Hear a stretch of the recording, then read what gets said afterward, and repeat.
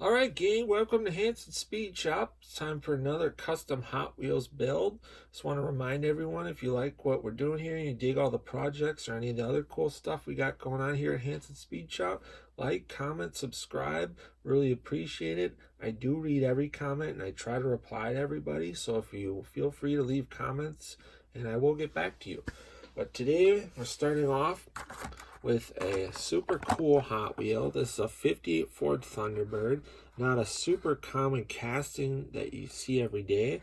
I picked this thing up last summer, which would be the summer of 2019, at a car show swap meet. I think I paid $2 for it. I bought a couple cars, so I might have even got it cheaper. I kind of bundled them all together. This particular casting with this paint job came out in 2005. I've been wanting to do one of these 58 Thunderbirds for a while. It's because it's kind of a different body style. And I really liked this one because it has a super cool paint job on it, silver with two different greens on the side of the car. So let's get this thing cracked open. Been waiting to do something with this for quite a while now. It's been sitting here since, like I said, since last summer. Well, this car sits really nice and low, but that's actually not the plans for this thing. Just because of this paint job on this car, it has, to me, it looks like a really cool late 60s, early 70s kind of style paint job. And I want to do kind of a late 60s, early 70s, kind of a street freak gasser out of this car. I wanted to do a T-Bird gasser for a while, and this thing has kind of a neat paint job on it already. So I'm just going to leave the paint job that's on here, maybe add a little bit more to it, but we're going to raise this thing up and give it kind of a cool gasser stance. Do the interior, detail the chassis. Got some really neat stuff planned for this one. So we'll get the thing blown apart and then we'll go from there.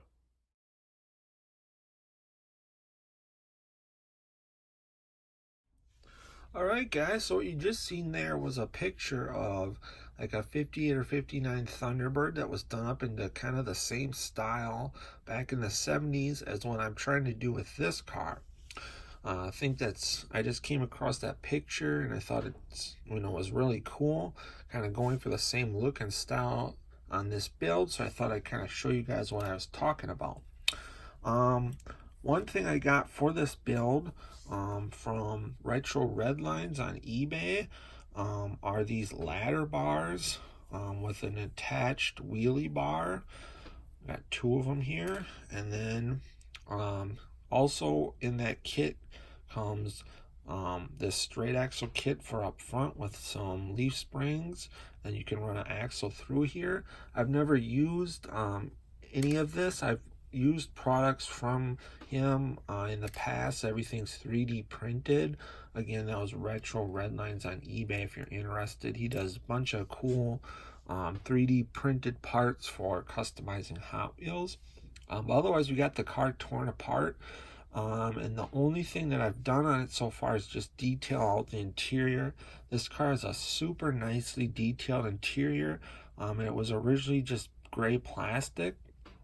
I did the whole thing out in a satin black, and then I did the dash in a matching metallic silver along with the center console, and then gave it a really cool lime green steering wheel to kind of match the exterior of the car. And then underneath, I always like to paint the underneath or the bottom side of the interior, because that is your part of your wheel well. So I did that out in gloss black.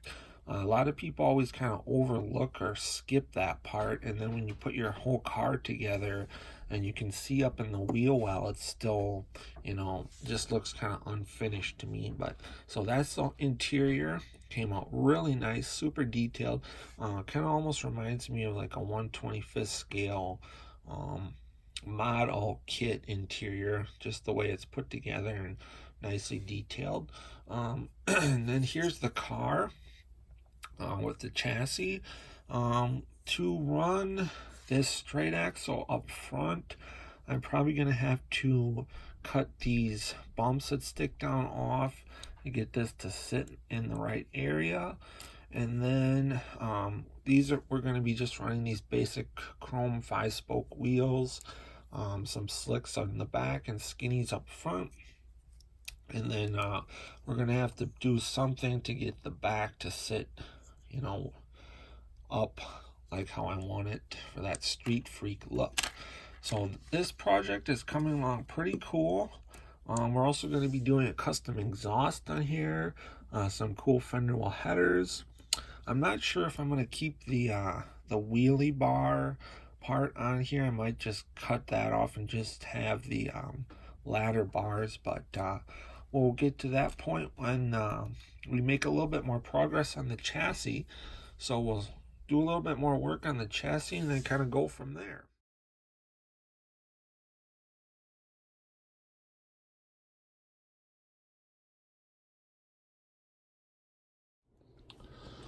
Alright gang, it's time for the final unveil of our 58 Thunderbird 70 style Street Freak. And as you can see, this thing turned out just killer. I'm super happy with it. It's got a lot of cool little details on it. I really hope you guys dig it too. I was happy with this car, with the paint job on this car when I originally found it. It was a flea market find about a year ago. And as soon as I seen it, I'm like, that thing needs to become some kind of street freak gasser. And that's just what we did with it. Has a really neat, super highly detailed interior that we did out in a satin black. I did the dash silver to kind of match the body color. And then I did the wheel out lime green to match the stripe on the side of the car. I left the front rear bumpers alone. I tried to detail like some of the trim, like the door handles and stuff on the exterior of the car, but I wanted to do it in chrome, but it kind of just blended into the silver of the body color, so you don't really notice it too much. I detailed out the headlights in a white. I was considering doing the headlights like in a lime green also, but I thought it might not really look super kind of realistic or whatever, so I just decided to go with white. We did out the taillights in red, but the real magic on this car was kind of everything below the belt. The whole chassis had to get like custom built, using a lot of parts from Retro Redlines. He makes a lot of neat 3D printed parts for customizing Hot Wheels. What we used from him was the front leaf spring straight axle kit, and then we used a rear end leaf spring kit from him also, and then a set of ladder bars. We'll take a closer look at all that stuff in just a second. I had to do some modifying to make all of that work and get the car to sit how I wanted to. First, I realized that this car had fender skirts on it, and to get the back of the car to sit just how I wanted, with the skirts on, it was going to look really ridiculous because the back would have to sit up like about a 1/16 to a quarter of an inch higher than it is now, so that the tires wouldn't rub, and it just looked really stupid. So I taped the body all off and then used a Dremel to cut the fender skirts out, try not to ruin the factory paint job, and that worked out really well. Take a look at this side of the car. You really can't even notice that I did, and then I painted where I cut silver. So I just cut up, to where the stock fender lip is, just remove the whole skirt. So that worked out really good. Also, we'll flip the car over. You can kind of see inside the interior there. Really neat, super detailed steering wheel. This is one of the nicest detailed interiors that I've seen from Hot Wheels. So really cool.